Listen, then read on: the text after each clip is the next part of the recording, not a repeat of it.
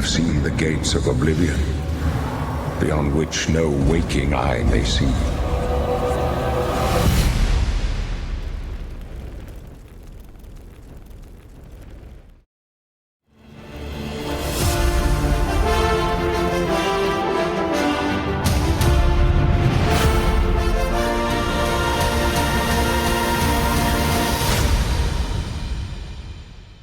Moin zusammen, herzlich willkommen bei einem weiteren Pixel Buddy Spezial. Wir gucken uns heute das gerade sehr aktuelle Thema an: Remakes versus Remaster. Ist es Nostalgie oder doch eher Geldmacherei? Ich bin Micha oder Michael, ich bin heute da mit Dennis Hey. und mit Tristan. Hallo. Jo, und direkt zu Beginn einmal der Aufruf an euch. Wir würden auch sehr gerne mit euch darüber diskutieren, was ihr für gute oder schlechte Remakes handelt. Was sind eure Lieblingsspiele, von denen ihr euch ein neues Remake wünschen würdet? Lasst uns einen Kommentar da bei dem Podcast oder Podcastdienst oder bei YouTube, ähm, und gerne auch einen Daumen hoch oder ein Abo. Wir sind noch am Wachsen und freuen uns über jede Interaktion mit euch. Ja, das große Spiel, was gerade im Raum steht, was uns dazu gebracht hat, dass wir heute, zu dem Thema kommen, ist das Oblivion Remaster oder Remake, je nachdem, wie man's, interpretiert oder ob man der offiziellen, Bezeichnung von dem Ding folgt. Äh, Was prinzipiell auch erstmal zu unseren so Fragestellungen mit reingeht. So, was ist eigentlich ein gutes Remake? Was ist eigentlich ein Remaster und wo verschwimmt da die Grenze? Tristan hat gerade schon angedeutet, er hat da eine sehr klare Linie. Ähm, Wie sieht's da aus? Ja, also ich finde, es ist eigentlich, finde ich, relativ klar definiert. 'N Remaster ist basiert auf dem Originalspiel und erweitert das, macht es besser, höhere Auflösung, bla bla bla für neue Plattformen. Und 'n Remake ist ein neues Spiel, was auf dem alten Spiel basiert und komplett neu aufgebaut wird. Also, das finde ich, ist schon eine sehr klare Definition, wo man es gibt. Das ist halt eher aus einer technischeren Sicht. Ja. Oblivion bricht das 'n bisschen auf, da können wir gleich noch drüber reden, aber aus einer rein technischen Sicht ist das eigentlich, schon die Unterscheidung. Ich finde es oft nicht ganz einfach, wie diese Grenze da verschwimmt, weil bestimmte also für mich persönlich ist ein Remake halt, wenn die Gameplay-Systeme angepasst werden und in irgendeiner Form neu gedacht werden, an die aktuelle Zeit angepasst werden. Und 'n Remaster lässt die intakt, wenn man so will. Aber gleichzeitig gibt's auch einige Spiele, die sich eher als Remaster verkaufen, wo das trotzdem der Fall ist. Ich glaube, wenn man sich einige von den Night Dive, Dingern anguckt, dann, nutzen die oft den Originalcode und so, bringen aber trotzdem Neuerungen und Quality of Life Features mit in die Spiele, die damals nicht drin waren und auch nicht mal angedacht waren. Ähm, ja. Ja, ich finde auch, es ist manchmal nicht ganz so klar zu trennen. Ich meine, wir haben, um jetzt mal ein Beispiel zu bringen, so wie, die Resident Evil Remakes. Das sind ganz klare Remakes. Ich meine, die sind halt topmodern aus, ähm, und sind von Grund auf neu gebaut. Aber wo du sagtest jetzt auch mit den Gameplay-Mechaniken, wenn ich so Retro-Kollektionen oder sowas habe, das ist auch meistens so, dass es irgendwie eine Rückspulfunktion gibt oder eine zusätzliche Speicherfunktion. Das ist ja nicht nur spielbar gemacht auf modernen Systemen, sondern das greift ja eigentlich schon relativ stark in die Spielerfahrung ein. Ich meine, ist natürlich jetzt, würde ich auch nicht als Remake bezeichnen, weil es noch mal bei den Final Fantasy Remakes oder sowas, die es auf, Mobile oder sowas gab, da hast du aber die Vorspulfunktion oder sowas mit drinne. Das greift schon relativ stark ein, finde ich. Aber ich finde schon, es ist nicht immer ganz klar zu trennen. Ich bin gerade auf der Suche in unserer Liste nach einem Beispiel, wo das so ein bisschen verschwimmt. Ja, Oblivion. Final Fantasy ist vielleicht gar nicht so schlecht. Die, bezeichnen die das nicht als Pixel Remaster Pixel oder bezeichnen die das Remaster, als ja. Remake? Ne, ich glaube, Und die die gehen, Bezeichnung ist glaube ich, Remaster. ja, und da wird ja, glaube ich, auch mehr gemacht als die, Grafik angepasst. Zumindest, wenn ich das noch richtig im Kopf habe. Da wurden ja, Ja, glaube ich, sogar sowohl die Hm? Ja, sogar ziemlich schlimm. Also, irgendwelche Sprites genommen, die dann glatt gebügelt wären und ganz furchtbar aussehen, als hätte man so Vaseline drüber geschmiert. Und, auch ganz ganz kritisch gesehen war der Textfont, den sie da benutzt haben. Ja, die sind jetzt von der Grundspielprinzip, das Kampfsystem und so weiter ist alles wie früher, aber ich musste halt grade so an so, Quality of Life Sachen denken, wie das Speichersystem, dass man jetzt freies Speichern hat oder vorspulen kann oder dass man die Gegner auf der Oberwelt sieht. Ich bin mir jetzt nicht sicher, ob das in allen ist, aber das sind halt so Anpassungen, die teilweise gemacht wurden. Ich ich glaube, im Herzen sind wir aber bei Tristan. Ja, ich verstehe schon, wo Äh, er herkommt Also, und das ist schon genau, die 'n Linie re sollte der eigentlich richtige sehr klar Ansatz. sein. Ja. ja, und das macht auch einen großen Unterschied einfach in der Produktion. 'N Remaster ist in der Produktion wesentlich schneller, wesentlich günstiger, weil du eben das bestehende System anpasst und 'n Remake wird eben von Grund auf komplett, neu gebaut, was halt auch viel mehr kostet. Das muss man auch dazu sagen. Deswegen Ja. ist auch zum Beispiel, wenn man jetzt, von Remaster und Remake spricht, auch entsprechend der Preis, finde ich, bei 'nem Remake, wenn er höher ist, oft gerechtfertigter als bei 'nem Remaster, was ja dann auch noch dafür sorgt, dass Remasters günstiger sind. Manchmal. Aber manchmal Ja, sind sie natürlich auch so dreist und wollen ja. uns 'n Remaster, Ja, für 60, 70 € verkaufen. ja, das stimmt Ja, allerdings auch. richtig. Ja, das ist Ja, bringt uns aber zu unserem ersten Punkt, nämlich, so das Oblivion Remaster, wie es offiziell heißt, wird günstiger verkauft, hat aber prinzipiell eigentlich alle Merkmale, die auch 'n Remake oft da mit sich bringt. Es hat tatsächlich beide Merkmale und das ist richtig insane. Also, ich weiß nicht, ob ihr das mitbekommen habt. Also, ich habe beim letzten Podcast ja erzählt, dass das auf der Unreal Engine 5 ist. Ich habe gesagt habe, das ist vielleicht so 'n Testlauf, um zu gucken, ob's in 'ner anderen Engine funktioniert. Ja, und Surprise, es ist Unreal Engine 5 und es ist Creation Engine. Sie haben die mhm. Creation Engine komplett benutzt und Unreal Engine 5 einfach als Graphic Layer quasi oben drauf gepackt. Das heißt, es ist an sich 'n Remaster und 'n Remake zur selben Zeit, weil der ursprüngliche Code wird verwendet. Also diese ganze Logik und sowas, aber gleichzeitig haben sie auch ganz viel von Grund auf gebaut, alles, was die grafische Oberfläche und sowas angeht. Und das meine ich mit, da verwischt tatsächlich die Grenze, weil was ist denn das jetzt? Aber ich glaube, mit Remaster haben sie es besser getroffen, weil das ist das, was sie definitiv als Intention hatten. Ja, ich finde, wenn man optisch beim ersten Eindruck ist es natürlich denkt man: „Wieso nennen die das Remaster?“ Weil rein optisch hätte ich gesagt, sieht das eher nach 'nem Remake aus.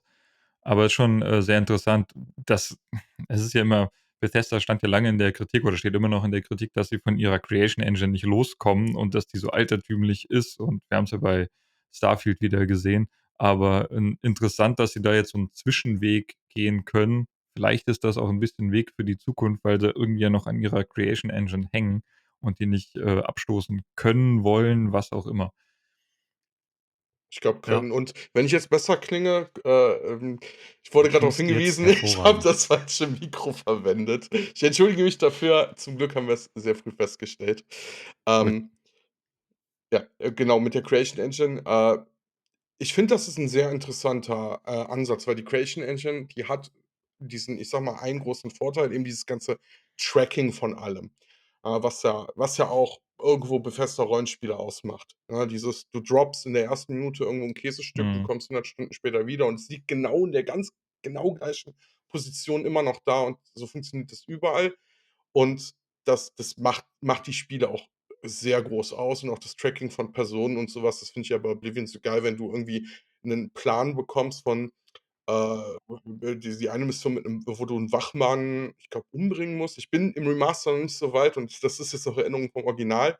Der bewegt sich ja quasi auf der Karte und, das ist schon geil und du kannst Leute verfolgen. Sie gehen von Zell zu Zell. Also, das ist schon geil. Und ich glaube, das ist 'n interessanter Zwischenweg und ich hoffe, den gehen sie auch mit, Elder Scrolls 6 in Zukunft, weil man schon im grade was die Grafik angeht, wo die Creation Engine nicht so gut ist, da zumindest noch mal 'n bisschen was rausholen kann. Ja. Ich meine, die Unreal Engine 5 bringt dann ihre eigenen Schwachpunkte mit. Ähm, Ja, aber das ist jetzt wieder am die sind Anfang wahrscheinlich der Thema für 'n eigenes Generation. Video. Ja. Aber ich bin mal gespannt, ob die das, Ähm, fürs nächste Spiel auch so anstreben oder ob sie dann halt wieder versuchen, ihre Creation Engine endlich mal anzupassen. Gut, angepasst ist sie ja, aber Ja, ich die habe mir aber Ja. auch das ist bei Starfield schon mehr von erhofft und du hast halt immer noch die Alter, gleichen gleichen da Hasenfüße. das Problem ist, dass die Engine halt sehr, sehr alt ist und nie wirklich von Grund auf neu aufgebaut worden ist. Du hast ja bis Ja. heute Bugs in der Creation Engine, die gab's schon zu Gamebryo-Zeiten und so was. Und ja, ich glaube, es wird auch verdammt schwer, wenn man mal sagt: „Ah ja, weißt du was, wir passen sie nicht an, wir gehen nicht in die nächste Version, sondern wir machen mal ein Remake in der Engine."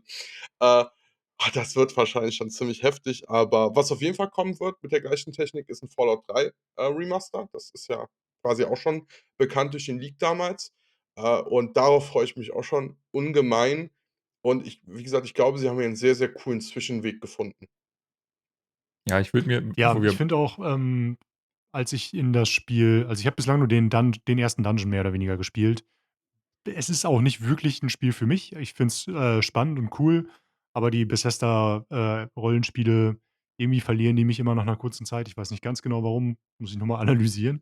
Aber ich fand's sehr geil, wie die, bestimmte Sachen modernisiert haben. Zum Beispiel die Gesichtsanimationen oder so was habe ich bei der Gamebryo Engine immer als eher negativ im Hinterkopf, mhm, zumindest bei den letzten moderneren Spielen. Und so die Art und Weise, wie sich beim Sprechen der Mund bewegt jetzt, egal welche Rasse man nimmt zum Beispiel. Ich habe mir, ähm ich kenne den Namen der Drachenrasse nicht an der Agonia. Stelle, genau. Äh, von den Kollegen habe ich mir einen gebaut und das ist echt cool, wie gut das funktioniert, also wie gut die Charaktermodelle jetzt aussehen und, das ist einfach 'ne Schwachstelle der alten Engine, die hier komplett zurückgelassen wurde. mhm. Ja, bin mal gespannt. Ich habe vorhin noch, kurz News geguckt. Es gibt ja auch die Skyblivion Mod, die quasi, ich glaube, seit 13 Jahren in der Entwicklung ist. Der hat alleine angefangen, mittlerweile hat er 'n Team, was ja quasi Oblivion in der Skyrim Engine umsetzen will und es ist interessant, ob das jetzt noch ihm zugelassen wird, dem Team. Ja, Haben also sie schon gesagt? das hatte ich doch in den News gepostet bei uns. Äh, Bethesda hat dem ganzen Team von Skyblivion gratis Oblivion Remastered Keys zukommen lassen. Das heißt Also das Ja. heißt noch nicht, dass da keine Klage hinterherkommt. also, ich glaube, wenn sie dann Ah. klagen, nachdem sie das gemacht haben, das wäre jetzt ziemlich heftiger Move. Ich glaube, mehr Approval kannst du nicht bekommen. Ne, ich Also, meine, Das ist 'ne schöne Geste. es war ja ja. ähnlich mit, Black Mesa, hat man vorhin, auch schon kurz, angerissen, können wir nachher noch mal drüber quatschen. Hat ja auch als Mod angefangen, aber er hat ja zumindest gesagt, er macht weiter, er lässt sich davon nicht beeindrucken und, ja gut, ist wahrscheinlich auch schon zu viel Zeit drin versenkt worden, als jetzt zu sagen, „Ich lasse das Ganze." Aber wird dann interessant Ja, die sein, wenn man da mal irgendwann die beiden Sachen vergleichen kann nebeneinander. Mhm. Aber, das habe ich auch schon beim letzten Mal gesagt. Skyblivion ist kein richtiges Konkurrenzprodukt zu Oblivion Remastered, weil Oblivion Remastered ist die Oblivion-Erfahrung in moderner und Skyblivion ist die Oblivion-Erfahrung in Skyrim. Ja, weil die gehen ja nicht hin und bauen komplett eins zu eins Oblivion nach, auch von den Mechaniken, sondern Ja, übernehmen auch viele Mechaniken eben von Skyrim. Deswegen glaube ich, sieht da Bethesda jetzt auch nicht so das Problem mit. Und plus, die sind jetzt auch zuvor gekommen. Die Leute spielen jetzt eh Oblivion Remastered ja. und sie werden dann auch Skyblivion spielen. Ich glaube, da ist nicht so diese Konkurrenz einfach am Start. Ja, ich denke, es ist halt auch 'n großer Unterschied, ob er plant, dafür Geld zu nehmen. Also, das wäre jetzt wahrscheinlich, 'n Punkt, wo sie, was dagegen hätten. Wobei ich mich auch dran erinnere, wie heißt diese andere große Total Conversion Mod für Skyrim? Die wird auch Oh, es verkauft, gibt meine ich. Skywind. Ne, ich rede grad von Skyrim. Ach, du meinst, Enderal oder so? Enderal, genau. Das wird aber nicht verkauft. Das gibt's Ne, nur ist als kostenlos? eigenständiges ja, ja, das Okay. gibt's aber als eigenständiges Spiel in Anführungszeichen bei Steam. Du Ja, musst halt genau. Skyrim haben und kannst es aber runterladen wie 'n Spiel. Mhm. Ja, ich glaube auch nicht, dass irgendwie dagegen vorgegangen wird, unter anderem, weil ich glaube, die Zielgruppe an der Stelle, die jetzt sagt: „Ja, ich warte auf den Mod und, gucke mir das Remaster nicht an“, Ja. Das ist verhältnismäßig klein. ja, Also, Bethesda wenn hat überhaupt existent. wenn die überhaupt existiert. Und Bethesda hat genau den richtigen Release-Zeitpunkt anscheinend auch erwischt, Die Zahlen für den ersten Tag sind mehr oder weniger raus für die Spielerschaft bei Steam, die gleichzeitig online war und das Spiel gezockt hat.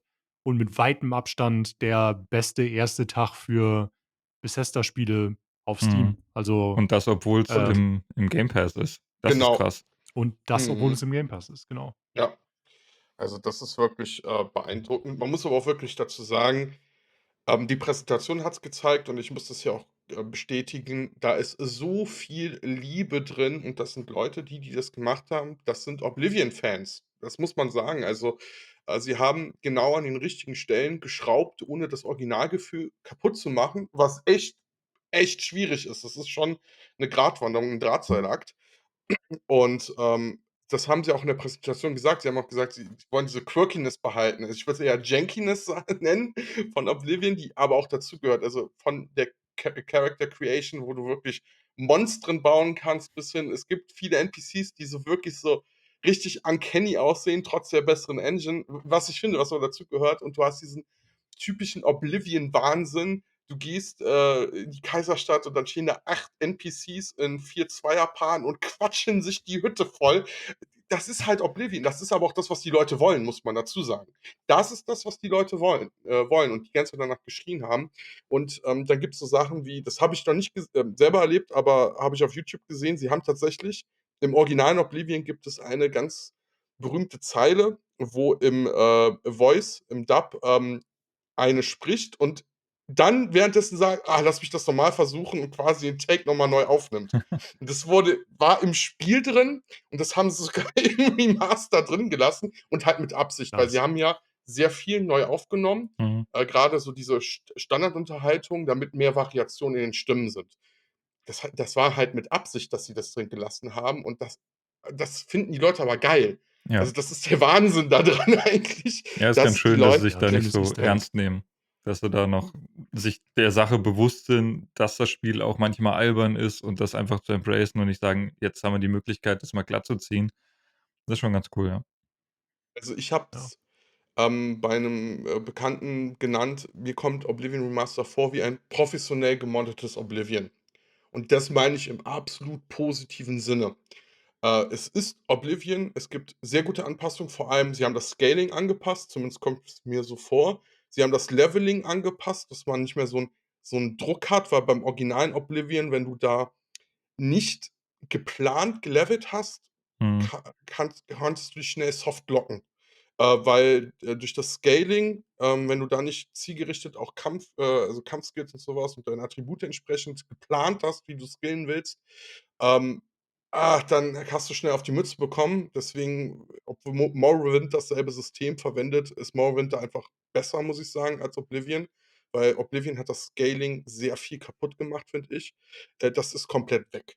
Also, das haben sie komplett weggenommen, dass du dich da selber softlocken kannst. Sie haben das angepasst, auch mit dem Attribute-Scalen und es ist sehr gut geworden. Es macht sehr viel Spaß.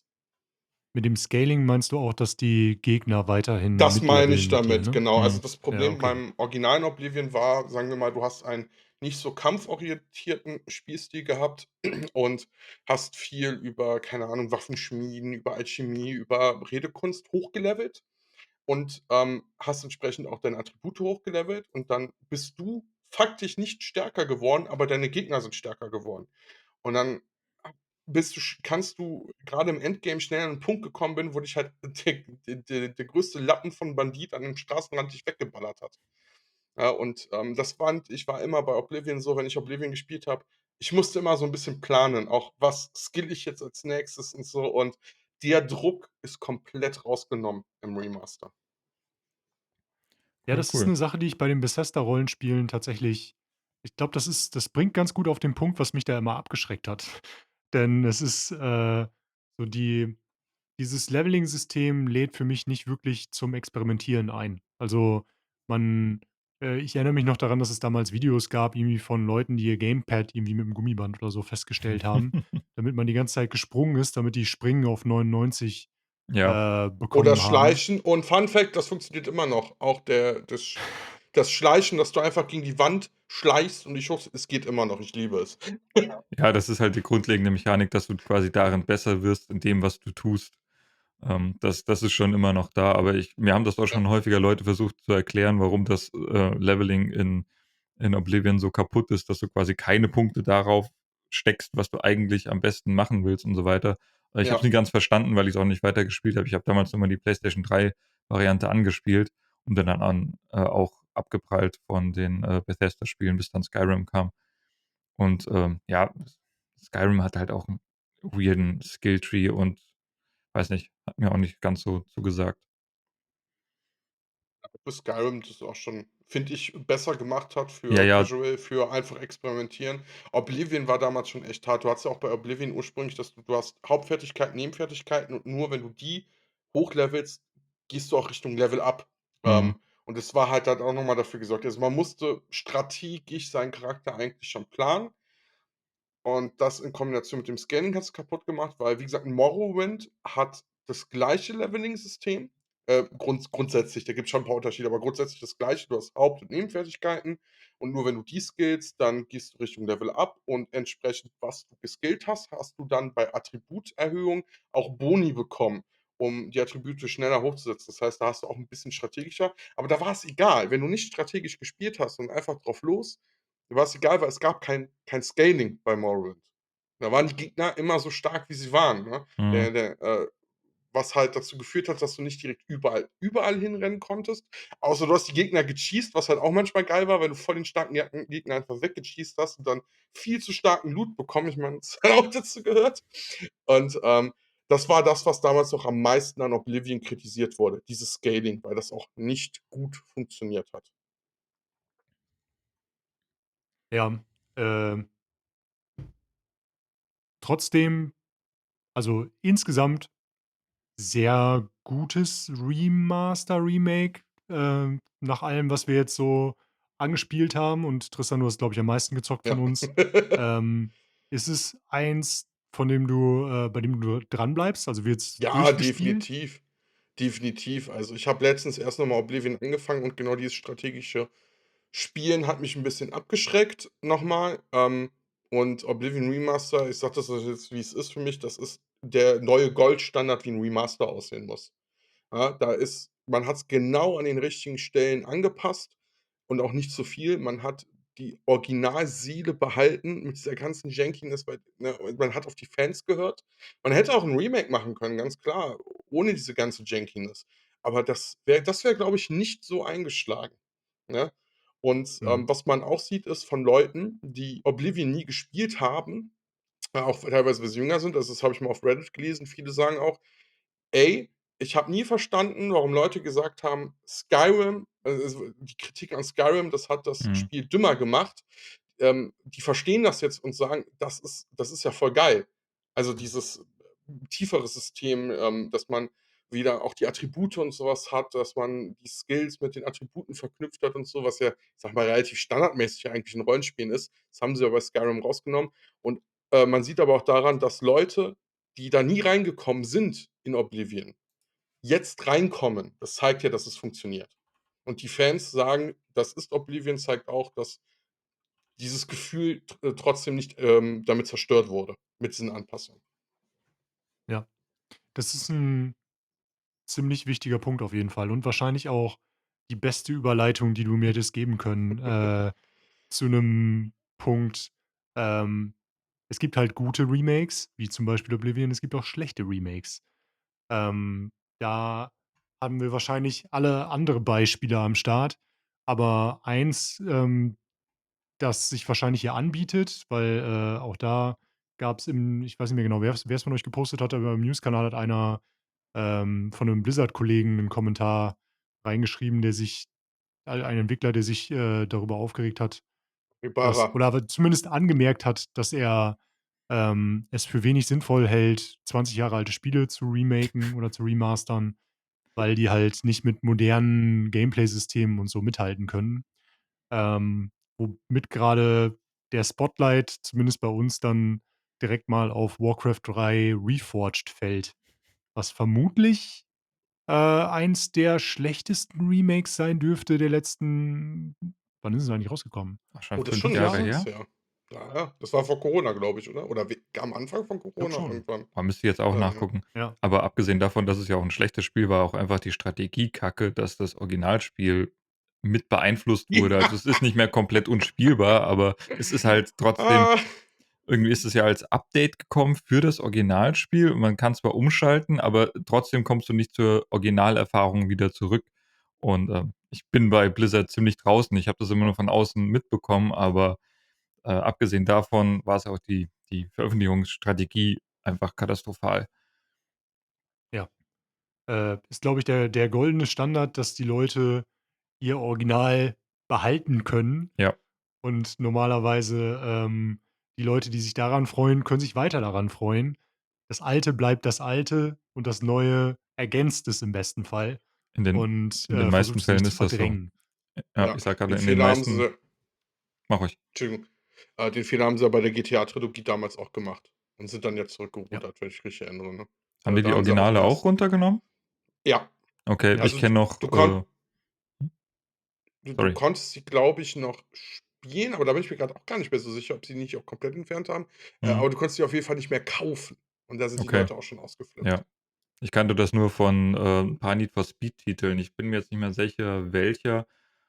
Müsste ich auch gucken. Ich glaube, das Original kam 2007, irgend 'n PS3-Titel, der dann noch mal neu Most aufgelegt wurde. Wanted? Ne, ich meine Hot Pursuit. Wobei Hot Pursuit Mhm. auch schon 'n Teil aus 'n 98 ist.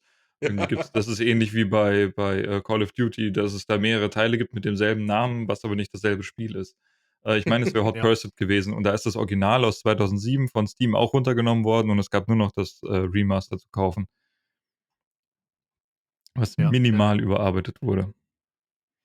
Ich glaube, die GTA-Trilogie ist auch ein Musterbeispiel dafür, wie man es nicht macht. Ja, Der Erfolg war trotzdem da, ne? Die haben einfach einen Mördererfolg gehabt und trotzdem es war auch von vornherein klar, dass sich das Ding verkaufen wird wie Butter. Aber es musste halt zu einem Quartalsende am Markt sein, damit die Gewinne passen, damit die, Gewinnvorhersage passt und so.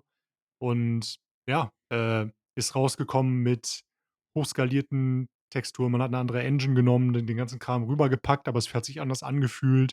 Texturen und so waren von der KI, modifiziert worden, auf 'n neuen Stand gebracht worden. Modelle, also die Charaktermodelle sahen einfach komplett falsch aus.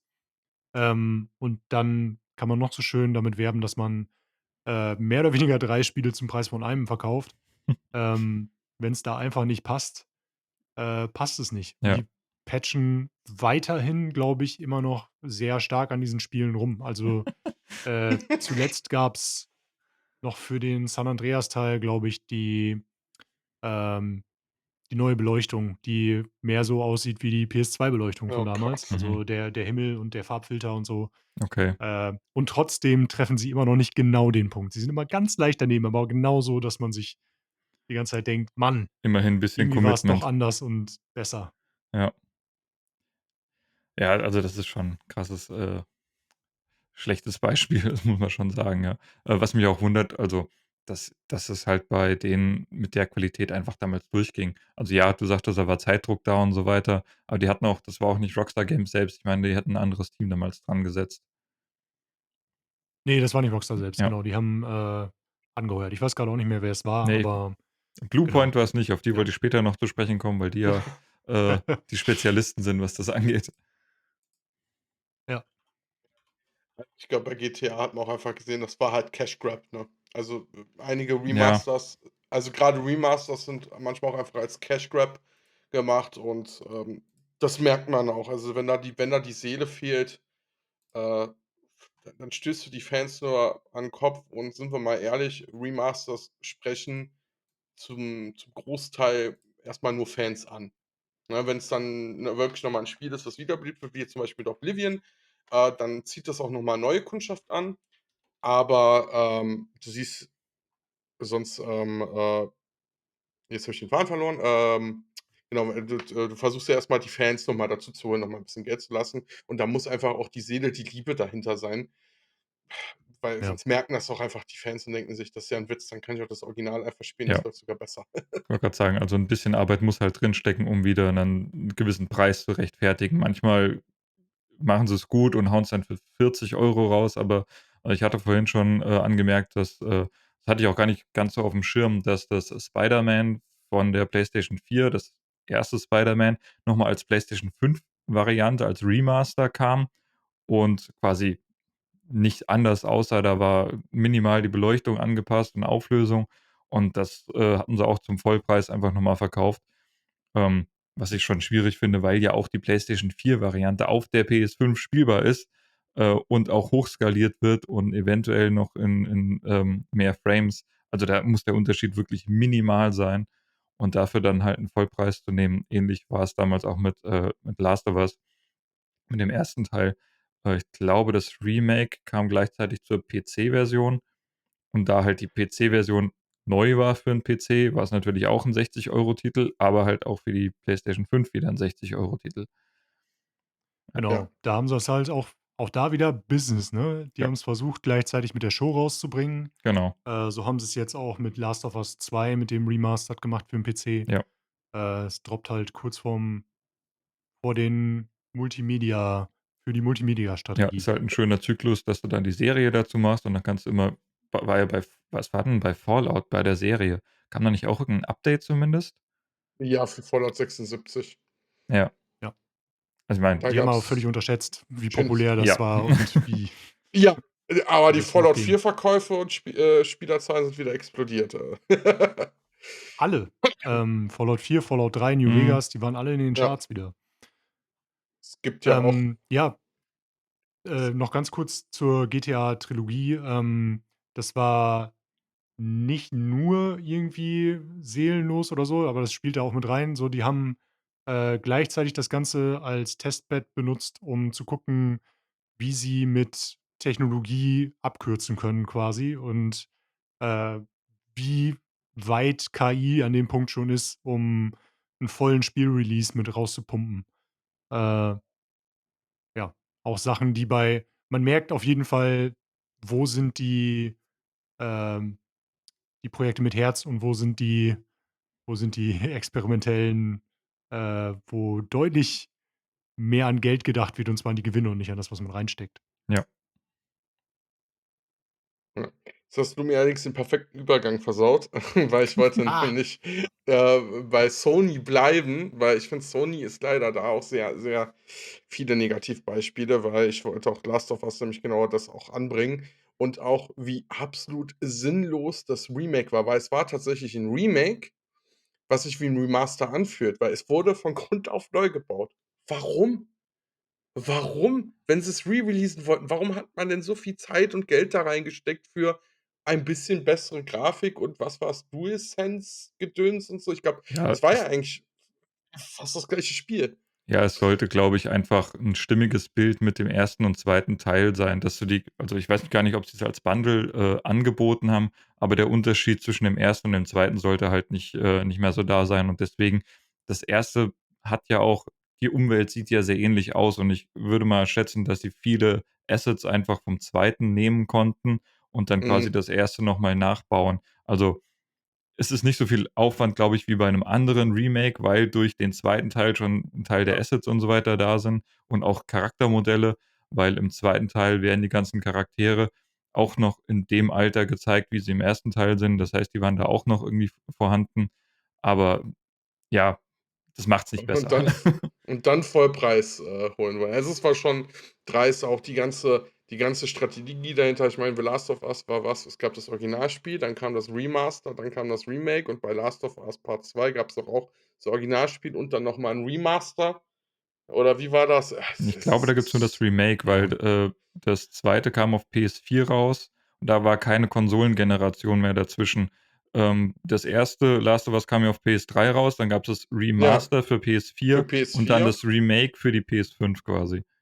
Ja, und Last of Us 2 war ja erst mal nur auf der PS4 und dann kam doch 'n Remaster oder Remake für die PS5. Ja, Äh, irgendwie 2 Jahre später oder so. ja, Es ist halt auch noch so da sind ja keine Jahre dazwischen, ne? Also, bei ja, 'nem ich habe auch Oblivion ja.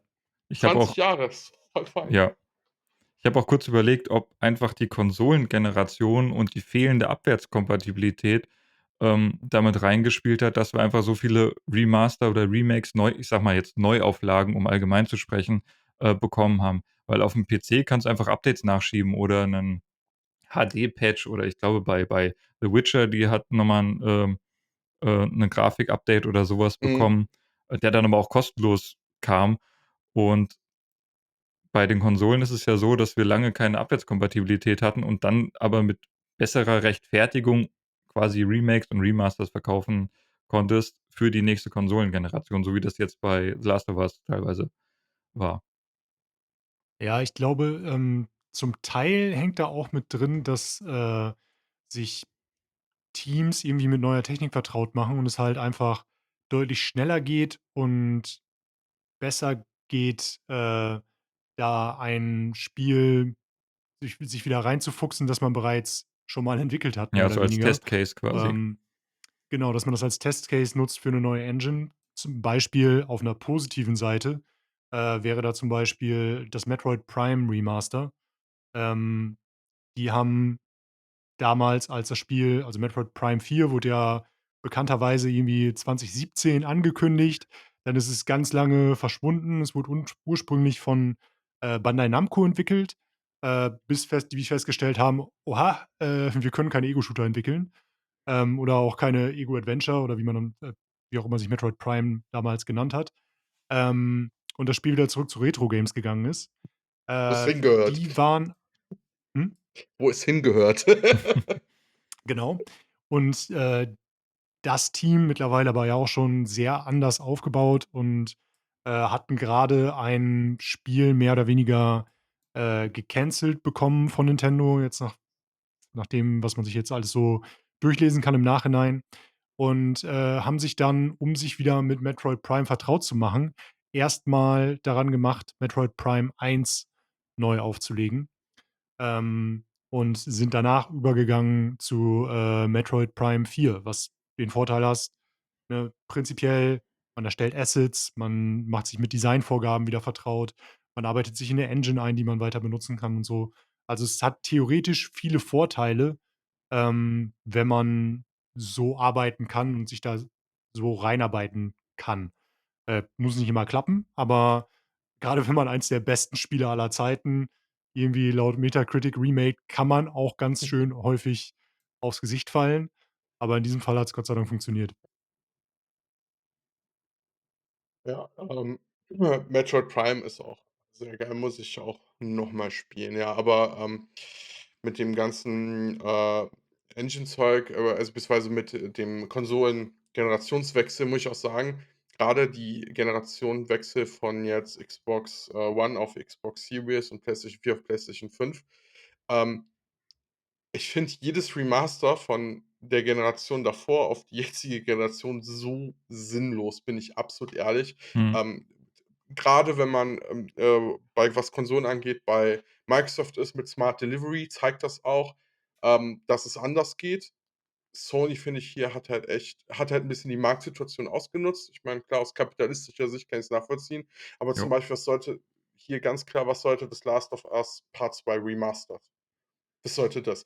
Der zweite Teil ist am Ende der PS4-Generation rausgekommen. Mir kann doch keiner erzählen, dass man da, nicht direkt, mehr für die PS5 Variante direkt reinhauen konnte.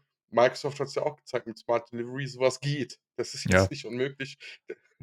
zumal Und wir jetzt auch, wie gesagt, wie ich schon bei Spider-Man meinte, die ja, Abwärtskompatibilität ist da und die neuen Konsolen sind fähig, mit 'nem Patch von 'nem Spiel die Spiele hochzuskalieren oder höher, zu rendern, 'ne höhere Auflösung mit höherer, Framerate und so weiter. Und wenn du das dann auch noch dazu nimmst, dann bleibt halt nicht mehr viel Unterschied zu den nächsten Generationen, wobei man halt auch von Grund auf sagen muss, die Grafikunterschiede oder die Leistungsunterschiede zwischen den Konsolen werden ja auch immer kleiner. Du hast an sich schon 'nen kleineren Unterschied zwischen PS4 zu PS5 als von PS3 zu PS4 und dann werden die Abstände halt immer noch größer und, dementsprechend schlechter rechtfertigen lässt sich das halt mittlerweile, finde ich.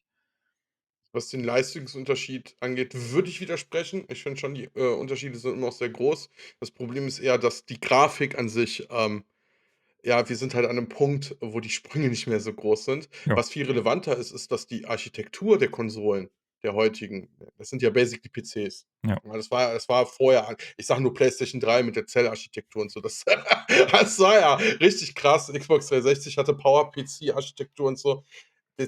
Das war tatsächlich noch was anderes, gerade Richtung Abwärtskompatibilität. Aber mit den neuen Konsolen, das ist die Vorgängergeneration mit besser quasi. Ja, ähm, aber ich würde vielleicht mal, wenn das okay ist, von diesen Negativbeispielen weg, weil ich will mal wirklich was Positives erzählen. Das ist mir Aber schon wieder Ranten viel zu macht doch so negativ. Auf jeden Spaß. Fall. Ich will Ich aber habe es auch. in Metroid Prime gerade schon versucht, aber es ist Ja, irgendwie dann bin ich komme hängen ich jetzt. geblieben. Ich bleibe so halb bei Nintendo und sage, eins der allerbesten Remasters aller Zeiten: Resident Evil fürs GameCube. Das war, obwohl es theoretisch zu früh kam, weil ja nur Ja. eine Generation eigentlich war, aber das war ja so 'n krasser Sprung. Und das ist ein Paradebeispiel für, wie 'n Remaster aussehen muss. Die haben das Originalspiel genommen und so sinnvoll ergänzt mit neuen Sachen, aber auch hier die Seele des Originalspiels behalten und damit auch 'n bisschen das Original Resident Evil obsolet gemacht, muss ich dazu sagen. Also, es gibt eigentlich gar keinen Grund mehr, das zu spielen, außer man will die Original-Cutscenes und die Originaldialoge noch mal hören. Also, im Gegensatz zu Resident Evil 2 und 3 Remake, wo ich sage, supergeil. Gut, der dritte Teil kann man drüber streiten, aber der zweite supergeil. Die haben die Originalspiele nicht obsolet gemacht. Aber das erste, finde ich, hat's irgendwo obsolet gemacht und das war supergeil, ne? Hat man auch so extrem die Grafiksprünge gesehen zwischen, PlayStation 1, N64 und GameCube, PlayStation 2. Das war ja damals so richtig so 'n Mindblown Moment, und es hat Ja, so gut funktioniert, also wirklich. ja. Es war ich habe es damals auch für 'n GameCube gehabt und es war das erste Mal, dass ich mit Resident Evil Kontakt hatte und, auch vor HD, so das auf 'nem fetten Röhrenbildschirm mit nicht dem geilsten Sound.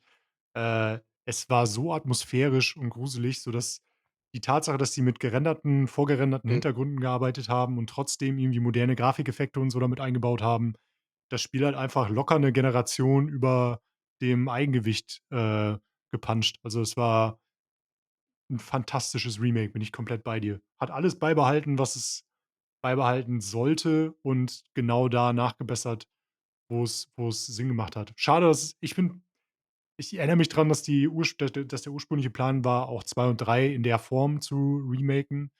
Ähm, ist leider nicht erfolgreich genug gewesen damals, aber ich glaube mittlerweile Capcom hat das in der Version mittlerweile ja auch noch zwei dreimal auf andere Plattformen gebracht. zum Glück. Ähm, ja, aber und jetzt gibt's ja langsam auch wieder den Moment, wo sie zurückgehen und auch die ursprüngliche Version wieder verfügbar machen. Bei Good Old Games, glaube ich, Mhm. seit paar Monaten erst oder so kann man Resident Evil 1, 2 und 3 in der Originalversion, ähm, Das ist cool. jetzt mittlerweile auch wieder bekommen. Ja.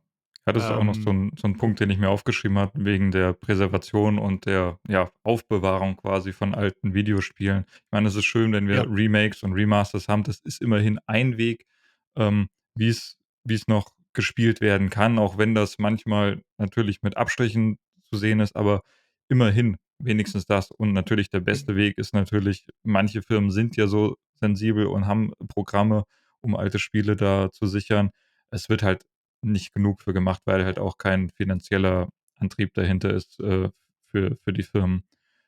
Aber grad bei positiven Beispielen. Wir ja, ich sage ja, es gibt wir ja rutschen grade einige, direkt wieder Aber zurück aber ins die's Negative. aber das richtig machen.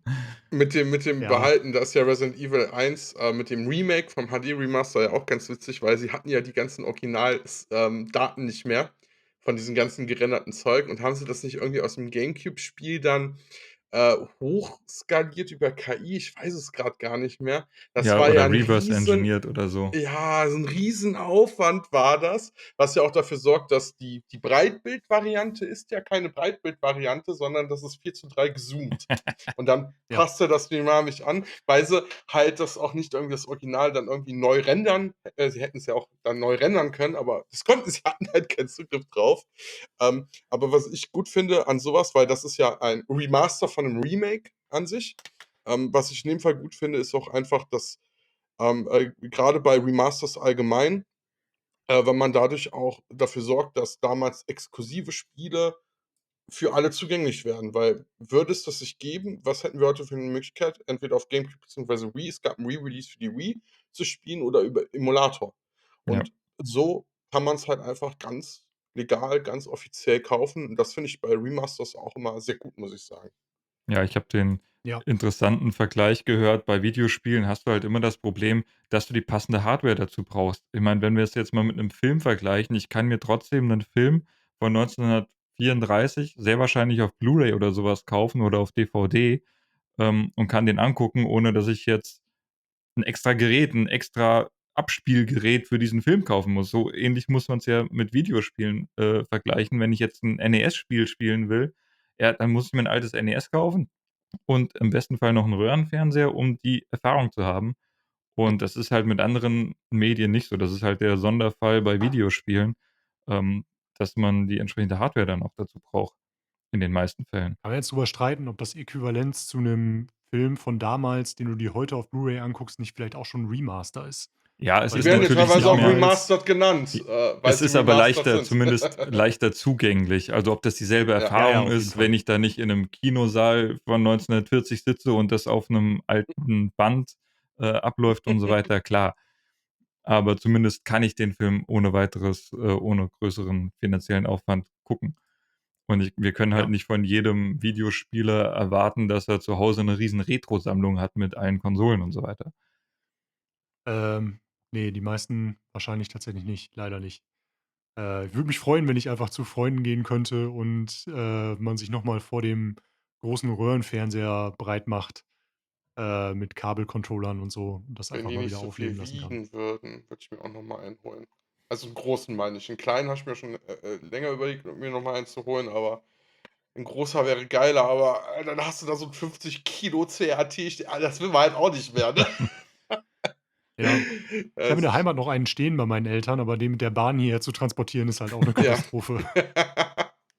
Und dann 5 Stockwerke hoch. Der steht da ganz gut grade. Ich habe im Vorfeld von der Folge, so 'n bisschen drüber nachgedacht, was denn so meine persönlichen Highlights sind, was Remaster und Remakes angehen.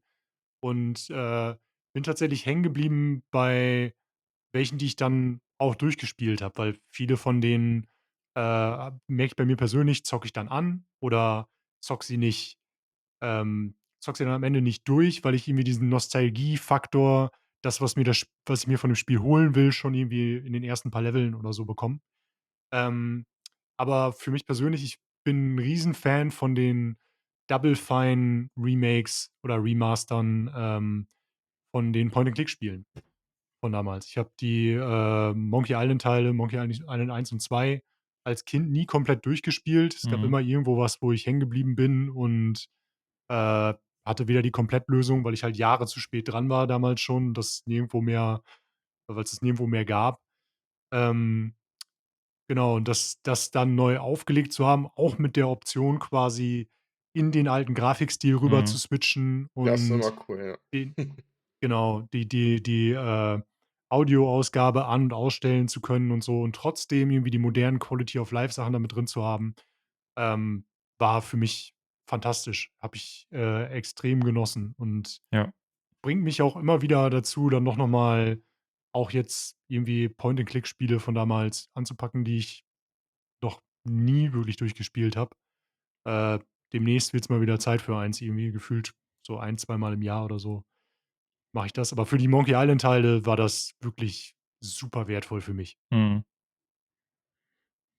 Ja, Habt ihr ein Spiel quasi, was ihr wenn ihr das rausnehmen müsstet? ich glaube, ich bin ganz dankbar, dass es die Shadow of the Colossus PS4 Remake gab.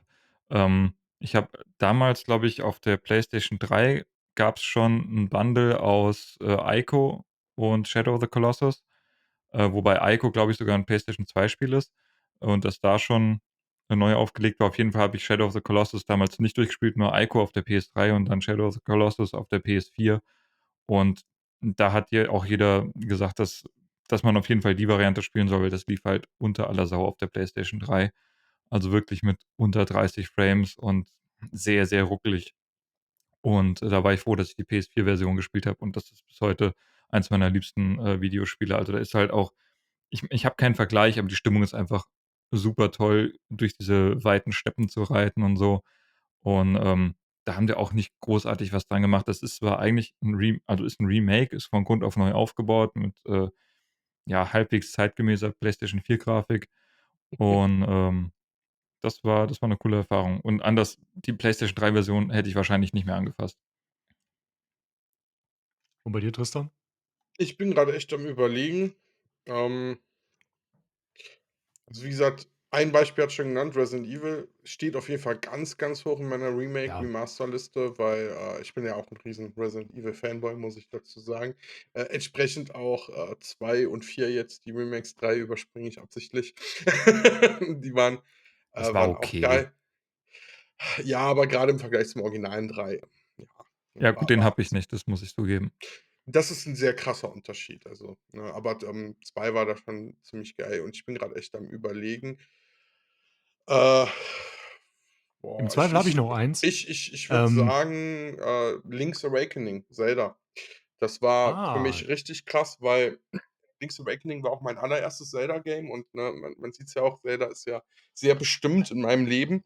Ähm Und, Link's Awakening habe ich damals noch auf Game Boy, nicht die DX-Version auf dem Game Boy Color, sondern ganz ursprünglich noch auf dem unserem Game Boy Pocket gespielt.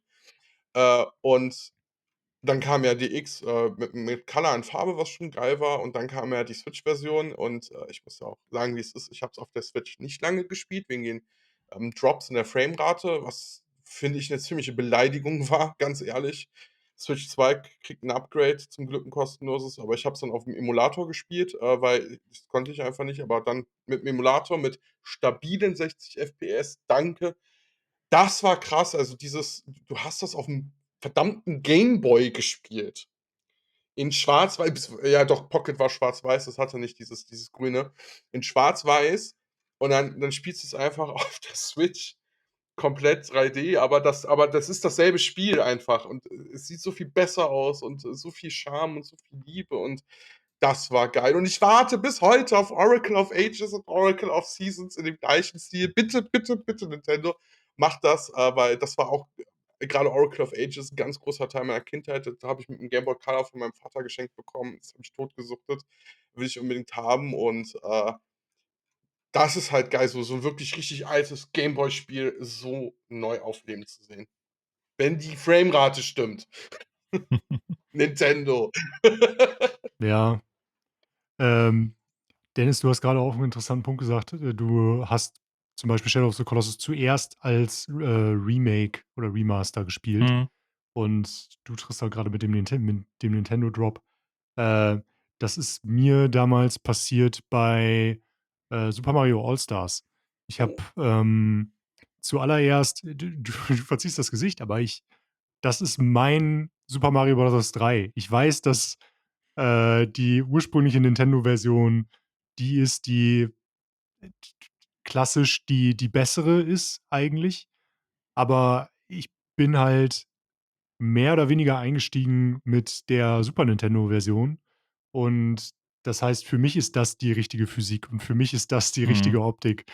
Grade weil ich's halt als Dötzgen, als Kind da irgendwie konsumiert habe und nicht, als Jugendlicher oder Erwachsener, wo ich mich da kritisch damit auseinandergesetzt habe oder so.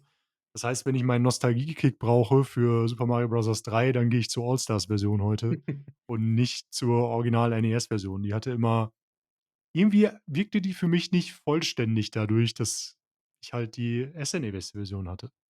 Ja, aber da haben wir eigentlich schon 3 gute Beispiele, dass auch Remakes halt einfach gut dafür sein können, ja, neue Spieler da wieder an alte Spiele ranzuführen, um die noch mal erfahrbar zu machen mit modernen Annehmlichkeiten und man muss sich keinen Emulator runterladen und dann irgendwie, ja, umständlichen Speichersystem und hast du nicht gesehen, sondern die können trotzdem die Erfahrung machen mit dem Spiel. Natürlich ist sie modern angepasst, aber besser so als gar nicht und dann, ähm, ja, gibt's halt im Idealfall ist das Remake ja auch die aktuellere, bessere Variante. Ich meine, klar, es ist immer schön, wenn die Originalvariante verfügbar bleibt, damit man auch sagen kann: „Hier, das war das Original“ und Leute sich da ihren Retro-Kick holen können. Aber es ist halt auch schön für Neuspieler, die Erfahrung noch machen zu können. Ja, auf jeden Fall. Und bei Ähm, Remastered muss ich auch sagen, ein gutes Remaster löst das ursprüngliche Spiel ab, finde ich. Also, das sehe ich jetzt zum Beispiel bei Oblivion. Sobald Mod-Support Bethesda hat gesagt, es wird keinen geben, aber dadurch, dass ja festgestellt wurde, Moment mal, da läuft ja die Creation Engine, wird's, denke ich mal, Mods Ja. kommen. Also Mods mal außen vor gelassen, zum Beispiel, würde ich auch niemandem mehr empfehlen, das ursprüngliche Oblivion zu spielen. Warum? Ja, Ja, also aber 'n die gutes Remaster, finde ich, löst es schon auch ab. ja, aber trotzdem finde ich, ist die Berechtigung da, dass es gibt ja immer noch Leute, die die ursprüngliche Erfahrung haben wollen. Also, ja, man kann äh, sagen: „Ja klar, sicher, die bessere Erfahrung ist das Moderne“, aber es gibt immer noch die Puristen, die sagen: Auch wenn ich jetzt 'n 16-Bit, Sega-Spiel keine Ahnung, mir fällt gerade Flashback ein, das gab's für Sega CD mit gerenderten Cutscenes und so weiter, aber es gab halt auch die Mega Drive-Variante. Ich habe die Mega Drive-Variante gespielt und ich würde, obwohl das die schlechtere Variante ist, heute im Emulator immer lieber die Version spielen als die Sega CD-Version. auf jeden Fall. 'N richtig ist auch ein gutes Beispiel für was, was mir gerade noch im Kopf rumgespielt hat. Denn, es gibt ja auch Spiele, die beides anbieten. Remaster, die einen per Tastendruck dann wieder zurückgehen lassen in die ursprüngliche Originalversion, das Originalfeeling, und einen hin und her switchen lassen. Ich habe gerade nicht besonders viele Beispiele im Kopf. Mir fällt die Halo 1 Variante ein, die aber, glaube ich, nicht so gut geworden ist. Ich bin jetzt kein großer Halo-Fan. Und vor Kurzem ist noch das Remake rausgekommen von Wizardry, so 'nem richtig oldschool, Dungeon Crawler, wo man in der Ego-Perspektive sich früher durch irgendwelche, ja, nicht mal Polygon-Dungeons, gerockt hat. Ähm, und das läuft quasi komplett auf dem alten Code. Mhm, Du kannst dir links unten im Bild immer quasi ich glaube, es war 'n Apple II Spiel ursprünglich oder so was. Also, das läuft die ganze Zeit mit und wenn man mag, kann man quasi rüber switchen in die alte Variante oder man genießt die neue Variante mit allen Annehmlichkeiten, die das Ganze mit sich bringt. Ja, mhm. Diablo 2 macht das auch. Da läuft ja, glaube ich, Ja, stimmt. parallel die alte und die neue Stimmt, ja. Engine. Ja. Ja.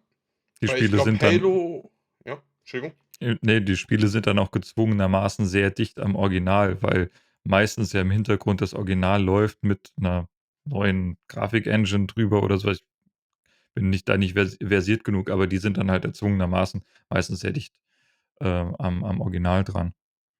Ja. Weil ich glaube, Halo ist nur die Grafik, die du switchst, aber jetzt noch nicht irgendwie die Engine, glaube ich, aber ich Mhm. bin da auch nicht so tief drin. Aber noch mal zurück zu deinem Einwand mit Puristen und so. Ich würde gar nicht Puristen sagen, ich würde Nostalgiker sagen, weil meine Aussage bezog sich ja vor allem auf neue Spieler.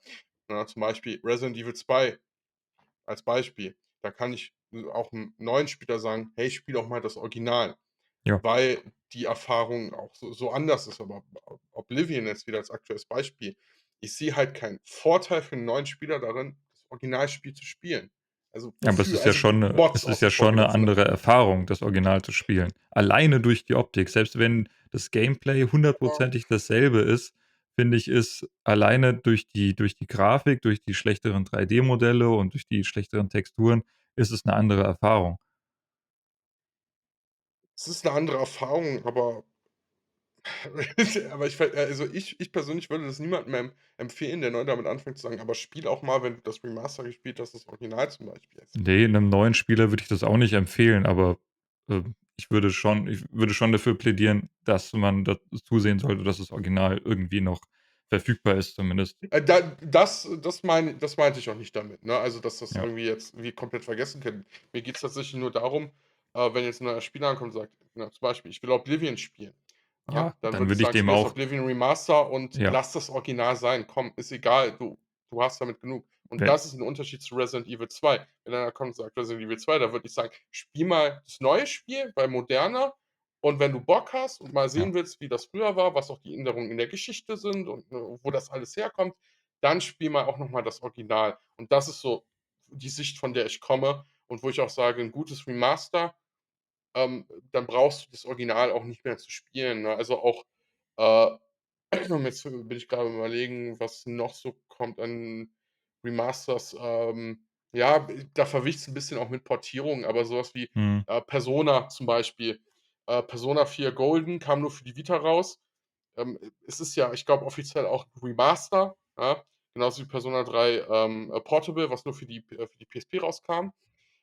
Da sehe ich auch keinen Vorteil darin zu sagen, wenn du's auf 'm Computer gespielt hast, spiel's doch auch noch auf der PS Vita. Ne, das nicht. Es ist halt manchmal schwierig, die beste Version zu finden. Ich, kenne das also manchmal sind Inhalte nur in Japan rausgekommen. Ich glaube, bei manchen Ja. Persona ist es so, dass es da noch gewisse Dungeons gab, die dann nur auf der PSP-Variante aus Japan sind. Oder wenn wir jetzt in den Retro-Bereich gucken, da hattest du einfach so viele verschiedene Varianten, die sich dann noch grundlegend unterscheiden. Das waren Portierungen, aber die waren ja teilweise von anderen Entwicklern entwickelt. Da hattest du die PC Engine, TurboGrafx, keine Ahnung, die Arcade-Variante, Mhm. 'ne NES-Variante, im Master-System und die haben sich ja teilweise so grundlegend unterschieden, dass es eigentlich andere Spiele waren. Und da ist man Ähm, auch schnell dabei zu gucken, was wenn ich jetzt mal 'n altes Spiel spielen will, was emuliere ich jetzt oder welches System emuliere ich denn, um da die beste Erfahrung zu machen? Und dann hast du teilweise Vorteile bei dem einen System, vielleicht der bessere mhm, Soundtrack, bei dem anderen ist es die bessere Grafik, die besseren Sprites. Das ist auch ja. manchmal verwirrend.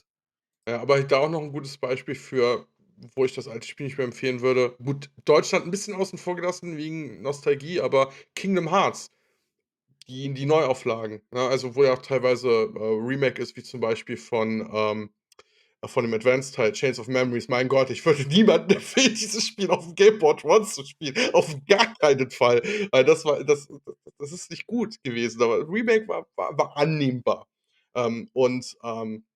Das sind auch so Spiele, das Einzige, was da die Originalversion von 1 und 2 haben, ist halt deutsche Synchronisation. Die gibt's jetzt nicht mehr. Aber wenn wir jetzt mal den englischen Spieler nehmen, gibt's da auch eigentlich keinen wirklichen Grund zu sagen, ich spiele jetzt die Original PS2 von Kingdom Hearts 1 zum Beispiel, weil das auch einfach von der Steuerung so viel schlechter ist. Es hat 'ne schlechtere Grafik, 'ne schlechtere Framerate und so was, ne? Das sind halt so Spiele, wo ich sage: „Hey, wenn du 'n gutes Remaster hast, brauchst du das Original an sich nicht mehr.“ Also, das ist so die Sicht, von der ich komme, und grade für neue Spieler für Nostalgie habe ich auch noch mal Link's Awakening, das Original, gespielt. Ja, trotzdem würde ich sagen, wenn du die Switch hast, ey, komm, spiel den Gameboy-Teil nicht. Du hast dieses Ja. Erlebnis hier in modern. Es wird ja niemandem im besten Fall wird ja niemandem was weggenommen und, Genau. wird kommt ja nur Ja. dazu. Im besten Fall, ja. Ja. Was ich noch ja, Ab und zu passiert aber genau das. Ab Ja, und zu wird jemandem was weggenommen und es das macht ist dann trotzdem echt cool. Spaß, denn am Thema so ganz knapp dran vorbeischrammen auch Demakes. mhm, Ähm, also prinzipiell der Versuch, das Spielerlebnis auf 'ne ältere Konsolengeneration zu portieren, oft halt auch von der Community gemacht. Mir fällt da grade zum Beispiel das Bloodborne Remake ein, das auf PS1-Grafik irgendwie ja. versucht wurde, runterzuboxen. Die oft 'nen ganz eigenen Charme irgendwie mitbringen und irgendwie 'ne ganz eigene Interpretation des Basisspiels irgendwie. Ja, ich fand, das sah super cool aus. Also, es hat so die Stimmung von PS1 rübergebracht. Ich weiß nicht, ob die so, programmiert war, dass es wirklich auf PlayStation 1 Hardware läuft, weil es gibt ja auch immer noch diese Projekte, die dann tatsächlich Mhm. auf 'nem C64 laufen. Also, jetzt nicht unbedingt nur Demakes, sondern auch einfach Spiele, die noch für alte Systeme gemacht werden. Aber das, Bloodborne ist mir auch eingefallen. Ich glaube, es war 'ne Frau, die das entwickelt hat. Ich bin mir nicht mehr ganz sicher. Der wurde Mhm. das dann irgendwann Ja, untersagt und jetzt macht sie da draus 'nen Kart Racer, auch in PlayStation 1 hat sie schon. Grafik und, Ja, die ist schon länger raus, ja. ja, das habe ich noch Nightmare Kart. mitbekommen. Genau. Ja, aber auch, Genau. ganz interessant. Ich glaube, ich habe auch mal 'ne PlayStation 1 Variante von The Last of Us gesehen. Ähm, Es war dann die niedrige Auflösung und relativ low poly, aber wäre wahrscheinlich eher PlayStation 2 gewesen. Also, ist nicht immer so, dass sie das machen, dass es wirklich auf dieser entsprechenden Hardware läuft, aber halt so den Look hat von 'nem PlayStation 1 Spiel. Ja. Ich glaube, die Hochzeit von diesen Sachen war einfach der Nintendo DS damals, wo halt irgendwie jede Firma versucht hat, ihre große Spieler-IP, da hinzubekommen und da dann halt haben wir, glaube ich, schon mal drüber geredet, so 'n bisschen, Splinter Cell und Call of Duty und GoldenEye und so, einfach richtig alte Schinken, die dann irgendwie oder Nicht nur alte, IPs, aktuelle. genau, aktuelle, die dann aber quasi auf PlayStation 1 und N64-Grafik, Ja. also DS-Grafik irgendwie runtergebracht wurden. Ja, ich kann mich auch Ja, noch super an Sachen dabei. Medal of Honor auf der PSP erinnern. Auch ganz gruselig mit der Steuerung halt. Mit dem Steuerkreuz auf der einen Seite und auf der anderen Seite hatte sie diesen einzelnen Stick. Auch nahezu unspielbar und halt ein Pixelbrei vor dem Herrn. Du konntest quasi nicht zielen. Also da war so eine harte Zieleunterstützung drin. Ja, da waren schon interessante Portierungen dabei. Gibt Star Wars Battlefront 2 komplett für PSP. Also wirklich komplett. Und es läuft überraschend gut, wirklich. Ich habe es gespielt, auch von der PS Vita. Es läuft tatsächlich überraschend gut, war ich auch erstaunt, wie gut es auch funktioniert hat tatsächlich. Also, du hattest, unter dem Steuerkreuz war der Stick Ah bei ja, der genau. PSP und, viele Shooter sind dann darauf gegangen, dass du mit den Face-Buttons gezielt hast. Ja. Äh, Battlefront hatte sowieso 'ne, harte Zielunterstützung, deswegen war das da auch nicht ganz so schlimm. War das dann auch komplett online? Das weiß ich nicht, das kann ich jetzt nicht mehr testen, aber, du hattest auf jeden Fall auch den Galaxie-Eroberungsmodus. Also, was halt schon so der geilste Modus war, sind wir mal ehrlich. Ah, nicht schlecht. Ja, sind gute Sachen bei rausgekommen. Ähm, und oft, wie gesagt, gerade auch mit dem Nightmare Card und Bloodborne Ding, hängt da, aktiv eine Community hinter und wir haben es ja vorhin auch schon mal angesprochen, dass, bei Oblivion auch quasi parallel 'n Commu an 'nem Community-Remake gewerkelt wird. Auch da gibt's einige große Beispiele, die irgendwie sofort in den Sinn kommen, wo Sachen einfach in der Community entstanden sind, angefangen wurden und dann in Popularität explodiert sind. Und ab und zu geht's gut aus, ab und zu geht's Mhm. schlecht aus.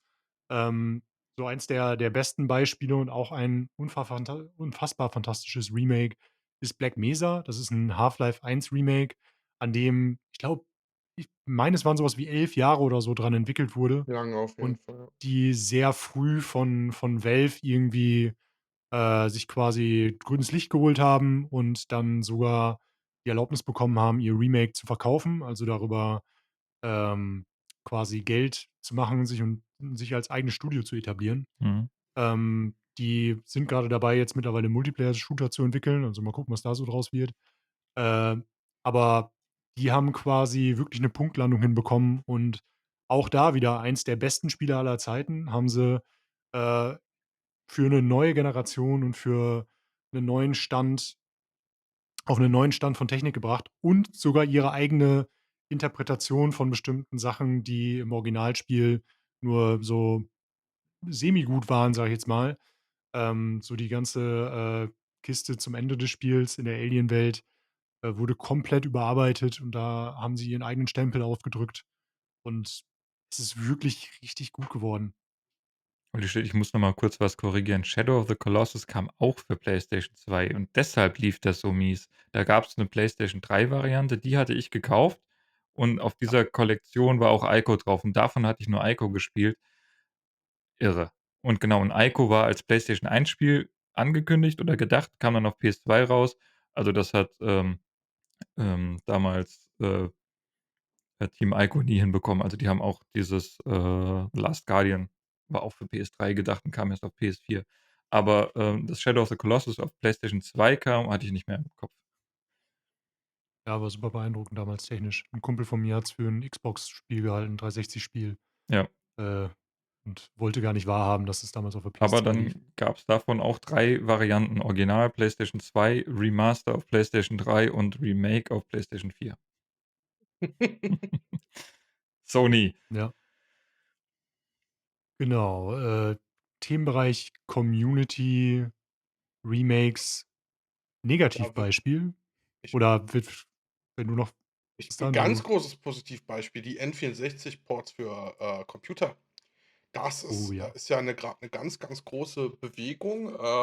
Ich glaube, Oh Super Gott. Mario 64 und, Ocarina of Time gibt's schon. Ich weiß nicht, was noch. Ich glaube, Light Wars sind sie auch dran. Und, Majora's Mask, Light sie haben Wars, sie's schon. Ich glaube, Majora's Mask ist noch in Arbeit, aber ich bin mir grad nicht sicher. habe ich Äh, komplett so durchgespielt das erste Mal. ach, ist also der Port ist schon draußen, okay. Weil das ist ja richtig geil. Ja, Die sind ja hingegangen und haben das reverse engineert, und haben nativ laufende Ports von diesen Spielen, mit Fun Fact, du kannst es gibt auch über Homebrew auf dem 3DS kannst du Super Mario 64 einen Port in 3D spielen und sowas und, das finde ich saugeil. Ja, da gibt es auch die Bewegung, dass, die Original-Render-Bilder, Werbebilder, die es für Mario 64 gab, hatten so einen ganz eigenen Stil, der aber sehr weit Mhm. weg war von dem, was wie das Spiel eigentlich aussah. Und die Community hat sich auch dran gesetzt und hat quasi, glaube, alle Modelle irgendwie ausgetauscht im Spiel gegen diese Render-Varianten. Sehr geil. Gibt dem Spiel noch mal wieder einen ganz eigenen visuellen Stil, einfach den er damals nicht hatte. Bin auch sehr gespannt, was da jetzt rauskommt. So das, Recompiler-Tool, mit dem zum Beispiel Majora's Mask kompiliert wurde, ähm, ist gerade kurz vor der Veröffentlichung des nächsten großen Stands mehr oder weniger und damit soll die Portierung von Spielen sehr viel einfacher werden. Mhm, Mhm. krass. Da sollen dann auch Raytracing-Dinger mitgehen. Da sind direkt Hooks eingebaut fürs Modden und so. Also, das wird 'n dickes Ding und trifft bei mir mitten ins Herz. Ich habe so viel Bock, N64-Spiele in 16:9 und 60 FPS zu spielen Vor allem und potenziell vielleicht auch Emulation. mit'm Online-Modus. Ja. Und vor allem Emulation funktioniert ja nicht so gut. Das habe ich, glaube ich, beim letzten Mal auch erzählt, warum. Und das Ja. macht's halt geil. Ja, gutes Beispiel fällt mir noch ein, was auch 'n bisschen an Half-Life anknüpft, ist, Stanley Parable. Hat auch als Mod angefangen, was dann ja, durfte dann verkauft werden und hat dann aber noch 'n Remake bekommen, ich glaube damals zur Konsolenportierung oder so was. Aber das hat auch als Mod quasi angefangen und fand ich auch super cool. Super kreatives Spiel. Ja. Ist noch gar nicht so lange her, dass das Remake rauskam, glaube ich. Das ist, glaube ich, erst 2, 3 Jahre oder Es so? kam 2013 als Spiel raus. Ach so, ja. Dedicated Game in 2013. Ja, aber dann kam noch irgendwann die Ultra Deluxe Edition. Müsste ich jetzt aber gucken, steht hier leider gerade nicht drin. Ja, alles gut. Ja, was habe ich Ja, noch? äh, eins der Negativbeispiele, wo die Community angesetzt hat und dann aus diversen Gründen irgendwie den Boden unter den Füßen verloren hat. Auch das haben wir schon beim letzten Mal leicht angeschnitten, ist das Another Metroid 2 Remake, ähm, das von Nintendo gestoppt wurde. Da gibt's auch immer wieder Geschichten, wo Leute mit Fan-Remakes um die Ecke kommen und sehr früh Trailer veröffentlichen, ähm, aber dann auch sehr früh 'nen Cease and Desist, Brief von den entsprechenden Firmen bekommen und aufhören müssen mit der Entwicklung. Ganz oben dabei sind leider in vielen Fällen Nintendo, wenn die grade selber an irgendwelchen Spielen und Remakes arbeiten und, Take-Two, die einfach, glaube ich, so mittlerweile wahrscheinlich fast jeden GTA-Mod aus'm Spiel genommen haben Ja, und, rechtlich verfolgen. Ja, kann leider auch schlecht laufen. ja, ich habe Ja, das kann ja gerade nicht sein, dass mitverfolgt, als es um diese ganzen, Role-Playing-Server geht, wo ja auch teilweise Mods für genutzt werden, bei GTA 5 und dass sie da 'nen Team, von einem der größten Rollenspiel-Communities, ähm, eingekauft haben und die quasi bei der Entwicklung jetzt mit zur Unterstützung geholt haben, aber da sind auch ganz viele verklagt worden. Und diese, die sie nicht verklagen, die holen sich dann selber ins Team. kann ja nicht sein, dass jemand Spaß mit den Spielen hat. Ja. Das ist verboten. Ne, Unverschämtheit. Wollen wir noch 'n Ja. kurzen Ausblick machen, was noch so ansteht an Remakes? Ich habe hier grade 'n bisschen was auf. Also, interessant finde ich zum Beispiel gut, Gothic 2025. Soll das dieses Jahr noch kommen? Ich meine ja. Glaube also, die Demo ist ja schon draußen. Ja, genau. Und da waren die Leute tatsächlich im Gegensatz zu dem Playable Teaser, den's da mal gab, relativ angetan. Da bin ich auch mal gespannt drauf. Ich habe allerdings, muss ich dazu sagen, Gothic, nicht gespielt. Das ging damals noch an mir vorbei. Das war 'n bisschen zu früh, beziehungsweise da war ich noch nicht so bei den Rollenspielen drin. Also, bei mir war immer Gothic auf der einen Seite, Elder Scrolls auf der anderen Seite und ich war halt Team Elder Scrolls. Ich habe da immer die Maussteuerung vermisst. So die Tatsache, dass ich quasi Ja, komplett auf der Tastatur spielen musste für Kamera und so, Ja, stimmt, das habe hat ich mich nicht komplett gecatcht. mhm. verdrängt. Ja. Jetzt ich habe es mir noch mal für die Switch geholt. Äh, wollte ich immer noch mal reingucken, weil die jetzt da auch quasi es ist kein Remaster, es ist kein wirkliches Remake, es ist irgendwo dazwischen, aber es gibt jetzt da auch 'ne Kamera 'ne Controllersteuerung mit'm rechten Stick und so. Mhm. Ähm, ist Ja, aber alles relativ geht auch garantiert über Mods und so. so lala. Ja, Ja, The Witcher 1 soll noch 'n Remake bekommen. Das ist aber, mhm. glaube ich, noch 'n bisschen weiter entfernt. Ja, hat es aber auch bitter nötig. Ich weiß nicht, ob ihr Witcher 1 mal gespielt Ne, habt. ich bin erst mit'm 3. eingestiegen und, habe Ah, dann also nichts anderes habe dann die Bücher gelesen, aber kein älteres Spiel gespielt. Witcher 1 ist das kannst du nicht mehr spielen. Also, das konnte man damals schon nicht gut spielen und Ja, heute es geht das überhaupt nicht. Also, wirklich nicht. es sieht auch nicht Das besonders hatte ansprechend aus. Ja. das hatte damals 2 Perspektiven, ne? Du konntest, glaube ich, in 'ner isometrischen Perspektive Ja, spielen und in der und in Schulter. 'ner What? Gothic-ähnlichen. Echt? Ja, ja, ja, ja, ja, und beides hat nicht funktioniert. Das hat aber auch 'n fetten Patch bekommen irgendwie, genauso wie 2 und 3 dann irgendwie, Ja. der das Ganze noch mal nach vorne gebracht hat. Habe ich aber nie wieder ausprobiert. Ich habe es auch damals nur in der Originalversion gespielt und liegen lassen. Mhm. Ja, ich könnte mir vorstellen, dass Sony mit der aktuellen Strategie wahrscheinlich noch 'ne Weile weiterfährt. Also, wir kriegen jetzt ja grade zum Beispiel das wie heißt das Zombie-Spiel gleich? Ach, Ähm, Days Gone. Days Gone, genau. Das bekommt jetzt ja grade den PS5 Mhm. Remaster-Patch mehr Was oder so weniger. ein Entschuldigung, da muss ich kurz unterbrechen, aber das ist wieder so ein Sony-Bullshit. Sie haben den 2. Teil ja gecancelt, weil nicht genug Erfolg und Ja. jetzt gehen sie hin und re-releasen es so. Like, was? Haben sie Zumal nicht sogar das das Studio geschlossen? ja, ich Ja, bin mir nicht ja, sicher. Zumal ja oder? auch Ich weiß es schon Ja. nicht. 'ne PC-Version von Days Gone existiert. Also, normalerweise war ja immer die Strategie, wir nehmen das alte Spiel und wir bringen das auf die neue oder aktuelle Konsolengeneration, in dem Fall PlayStation 5, und gleichzeitig kommt's auf 'n PC. Aber es gibt ja von Days Gone schon 'ne PC-Variante. Hm. Also, na ja, aber Ja, solange ich meine, ich ähm finde es schön, dass wir immer PC-Varianten bekommen von den Sony-Titeln. Das mag ich schon. Außer von Allerdings Bloodborne und Demon's Souls. Was soll das? ja, keine Ahnung. da lassen sie Das halt ist echt einfach Geld echt liegen. merkwürdig. Und dann, We Ich vermute mal, an 'nem Bloodborne-Remake wird gearbeitet, kommt als Launchtitel für die PS6 oder so. ich glaube es nicht mehr. Ich glaube es nicht Ich mehr. auch Jetzt nicht. wo wir, das Switch-Spiel von FromSoft haben, was quasi das ist ja wie Demon's Souls. Wir haben's ja nur Demon's Souls Ne, wie genannt. Bloodborne, Platz. wie Bloodborne. Da Ja, ist ja auch also sogar Blood im Namen ja, und es ist schon wieder konsolenexklusiv. Ich meine, ja. was ist da los? Das ist ja wie damals mit Ja, Demon's Souls, was also Dark Souls heißt ja nur Dark Souls, weil sie Demon's Souls nicht mehr Ja, weil Sony die Namensrechte hat. Das ist ja wieder die gleiche Situation wie damals. das ist, ja, genau. und Auf jeden aber Fall kann ich mir gut vorstellen, dass Sony, in der Art und Weise weitermacht, so die erfolgreichsten Spiele immer für die aktuellste Generation irgendwie noch oder auch mal die nicht so erfolgreichen. ja, die einfach noch mal hochzwirbelt optisch und dann rausbringt und momentan gibt der Erfolg denen ja leider recht.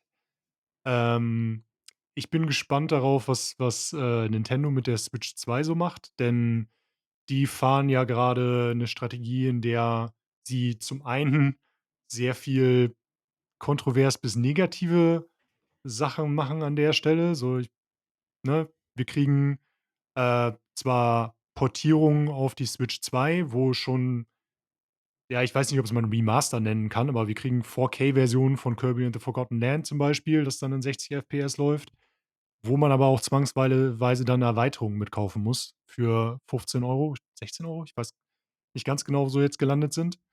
Aber halt auf jeden Fall extra Kosten. Auf der anderen Seite bringen sie uns, zum Beispiel Link's Awakening mit Fragezeichen auch auf die Switch 2. Was ist da? Gibt's 'n 120 FPS-Modus? Werden die Auflösung anheben? So, wissen wir alles noch nicht genau. Ähm, und was mit den, Remastern und Remakes ist, auf die alle warten, das Wind Waker Remake, weiß man nicht. Was denn? Wind Äh, Waker kommt doch für die Switch 2. ja, ey, meine Version kommt für die Switch 2, Ja, deine kommt nicht. ich will das Ja, HD-Remaster für die Switch, verdammte Axt. ja, und ich freue mich auf das Original.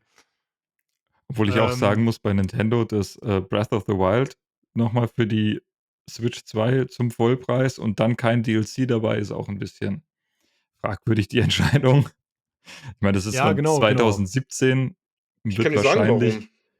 ja, weil es die Leute kaufen werden, genauso wie bei Nein, und Sony auch. weil sie sonst Breath of the Wild für die Switch und Tears of the Kingdom reduzieren müssten. Du kaufst ja im Prinzip das Spiel zum selben Preis, einfach nur für Ja, die neue im Plattform. Endeffekt ist es Geldgier. Also, Ja. ob sie das jetzt über ein neues Ja, aber Vollpreis Nintendo reduziert die Spielpreise nicht. Das ist Die, Nintendo die und haben die ganz sie letzten, können's halt. genau, die haben seitdem die ihre Players Choice Kiste eingestampft haben und der GameCube damals für Ist das 'n ja. 99 Euro, seit der Wii mehr oder weniger, ja, haben sie hart daran gearbeitet, ähm, ihre Software auf einem konstanten Preislevel zu Ja. behalten und ihre Hardware auch. also die wissen halt Und alle, wie das ist sie, quasi einfach der nächste Schritt. ja, So, du kriegst das Upgrade, wenn du das Spiel schon hast, über den Nintendo Switch Online Expansion Pass kriegst du den quasi gratis oder inkludiert mit. Ähm, aber genau, ansonsten lassen die sich Software bezahlen. Das ist quasi deren Mantra. ja, sie wissen halt Kann alle, man wie sie es positiv, kann machen. man negativ Ob sehen. das jetzt Sony ist mit seinen minimal neu aufgelegten oder, ja, ob das Nintendo ist. Die hat halt, haben halt ihre eigenen Wege. Alle ein bisschen anders, aber alle irgendwo am Ende ist es, halt das Geld, was sie treibt. Ich meine, wie gesagt, es gibt nicht nur Negativbeispiele, das will ich noch mal betonen, aber gerade jetzt mit den ganzen Konsolen-Generationswechseln ist das alles immer ein bisschen kritisch. Genau. Und dann gibt's noch Valve, die auch weitermachen, wie sie es bisher schon gemacht haben. Da gibt's das Remake, Remaster, wie man es auch immer nennen soll, das RTX Remaster von Half-Life 2, das gerade aktiv in der Community in der Entwicklung ist und für das es eine erste Demo gab. Ähm, die machen weiter und lassen die Community das Ganze übernehmen und rocken. Ist Und das nicht Microsoft, aber nur RTX Remix? ja, die nutzen RTX Remix, aber die machen schon viel mit dem Spiel. Also, Okay, okay. die packen auch neue Texturen rein und so, da ist 'ne Ja, Menge aber drin. Mhm. das machst du beim Modelle. Remix, ja grundsätzlich, weil du ja durch das, Raytracing auch Materialinformationen und so was brauchst. Weil, ich warte ja immer noch auf, den Remix von Morrowind. „Hallo, ihr habt das so groß Mhm. angekündigt. Wo ist das? Ich will das haben, jetzt!“ Und da waren ja auch neue Ja. Texturen, weil du kannst ja mit den alten Texturen nicht einfach Raytracing drüber klatschen, weil Raytracing braucht ja Informationen über die Beschaffenheit, über das Material der jeweiligen Modelle, der Texturen und so was, damit es weiß, wie das Licht überhaupt funktionieren kann. Deswegen. Weil ich hatte verstanden, dass Portal 2 eigentlich grundsätzlich 'n, Remix-Projekt ist und der Hintergrund bei RTX Remix ist ja eigentlich auch zu sagen: „Macht's selber.“ Es klingt jetzt hart, aber Nvidia hat ja quasi gesagt: „Hier, Tool, bitte sehr, Ja. den Rest könnt ihr selber machen.“ Ja, und Valve lässt's Ja, halt auch zu. Das ist schon ganz cool, finde ich. genau. Es ist aber, soweit ich weiß, also klar ist RTX, Remix das Tool, was dafür genutzt wird, aber soweit ich informiert bin, ist es auch 'n Standalone-Download. Also, es Mhm. ist kein, du Ah, musst nicht okay. Half-Life 2 runterladen und das Ganze Okay. dafür, sondern das ist quasi ein eigener Eintrag in Steam und du musst auch Half-Life 2 besitzen, damit es Mhm. funktioniert. Irgendwie so ist es, glaube ich, geregelt. Genau. Äh, ja, abschließend vielleicht noch, es gibt noch auch die Microsoft-Variante, über die wir gerade schon so ein bisschen gesprochen haben. Also, alle großen Player am Markt haben irgendwie so ihre eigene Vorgehensweise zu dem Thema Remakes, Remaster.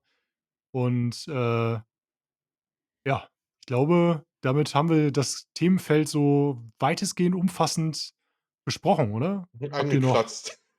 Ich glaube, da kann man auch ja, noch mal viel mehr drüber reden, ja. Also, ich kann so definitiv. Aber so im großen So, Querschnitt, haben wir, glaube ich, ja. ganz guten Abriss gemacht. Das denke ich schon. ja. Wenn ich mir noch überlege, dass es Sachen gibt wie das Age of Empires 2 Remake, Remaster damals, das ein Oh ganzes ja. Genre am Leben gehalten hat und so erfolgreich geworden ist, dass das Genre jetzt Wiederbelebt. wieder belebt wird. Ich wollte grad sagen, es hat Genau, es wiederbelebt. auf jeden Fall. Und jetzt gibt es sogar Dann hast Tempest du Rising, Command and Conquer in neu Mhm. quasi. Reimagining ist auch noch dann so 'n Ding.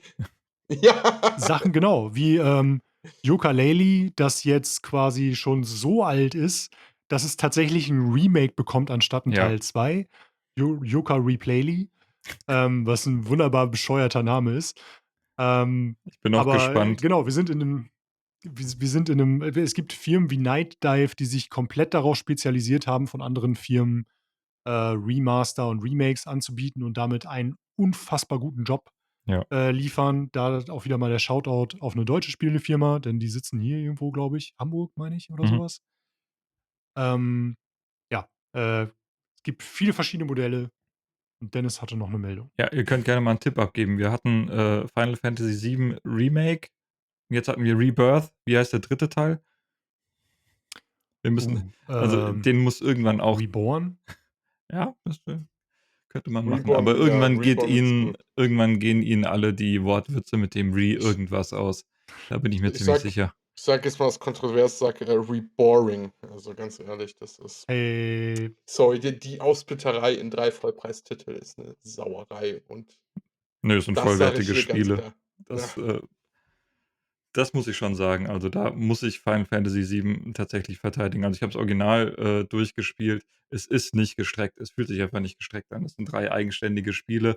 Ja, in Final Fantasy VII Rebirth sind ein paar Open-World-Sammelsachen drinne, die mir auch nicht gefallen, die aber optional sind. Und selbst wenn du straight die Story durchspielst, bist du aber auch bei 40, 50 Stunden. Und ja, das sehe ich überhaupt nicht, dass da der Preis und die Aufsplittung nicht gerechtfertigt ist. hat einer von euch das andere Final Fantasy VII Remake-Projekt gespielt, das Square auch an den Start bringen wollte oder gebracht hat? Ich bin mir gerade gar nicht ganz sicher. Die haben noch ein isometrisches Remake für Handys, glaube ich, angekündigt gehabt. Oh, da dämmert was, aber Ich weiß aber nicht, was draus geworden ne, ist. weiß ich jetzt auch nicht. Ich weiß noch, dass es diese andere Episode gab mit Zack, aber das war das nicht. Das war 'n ehemals Ne, das war das nicht. PSP-Spiel, aber Crisis ne, Core. Meinst genau, du, ne? danke. Ja.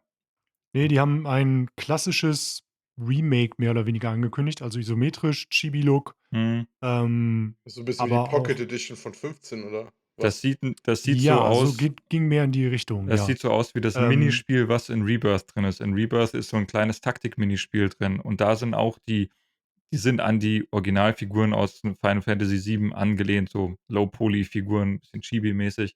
Und ich glaube, dass das ähnlich aussieht. Das war aber als eigenes Spiel angekündigt. Da müsste ich auch noch mal recherchieren, was da daraus genau, geworden ist. Low Poly war's nicht mal. Also, es war Okay. eher so Switch-Look, wenn man so will, so 'n Switch, äh, Double-A-Spiel. Ja. Genau. Überlassen wir euch quasi, was das Googeln angeht. Wenn euch das interessiert, und ihr es gefunden habt, dann lasst uns im Kommentar den Titel da, damit wir auch noch mal drauf kommen. Grundsätzlich, einmal an euch auch die Ansage, wenn ihr Bock habt, tretet unserer Community bei. Wir haben einen Discord-Link in der Beschreibung. Lasst uns gerne einen Kommentar da. Wir freuen uns immer auf euer Feedback und auf anregende Diskussionen mit euch. Und wie ihr wisst, machen wir nur 5 Sterne Content und das ist auch bei Spotify der Fall. Wir freuen uns über jede 5 Sterne Bewertung oder über jede Bewertung, die ihr da lasst. Wer nur eine 4 Sterne Bewertung abgibt, bekommt Dennis auf den Hals gehetzt und bei 3 Sternen kommt Tristan. Und Okay, damit das geringere genau. Übel, dann habe ich ja Glück gehabt. Wir freuen uns auf jeden Fall, dass ihr dabei wart heute. Ihr hättet den Tag überall verbringen können. Ihr habt euch entschieden, bei uns reinzuhören. Schönen Dank dafür. Wir freuen uns. Wir sehen uns nächste Woche wieder mit einer regulären Folge. Bis dahin euch einen schönen Tag und fick die AfD. Macht's gut. Tschüss. Bis dann, Ciao. ciao.